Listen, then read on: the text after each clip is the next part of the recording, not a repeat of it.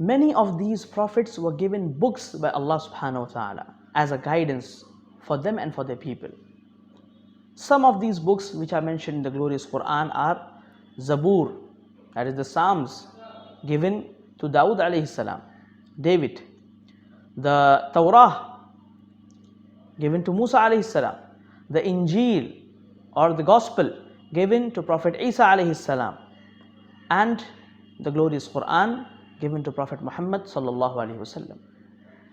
But none of these books besides the Quran today remains in the pure and unadulterated form in which it was revealed by Allah subhanahu wa ta'ala to these prophets.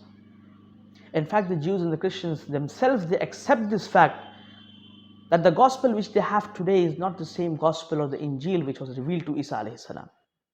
Similarly, the Torah which they have today is not the same one which Musa alayhi salam had. There are many additions, subtractions, and subtractions which have been made from these holy books. Except the Quran.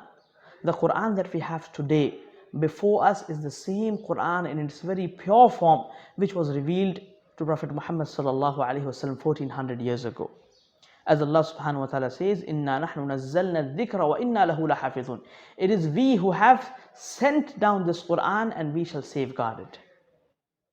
So the Quran today is free from errors, it's free from fabrication and additions.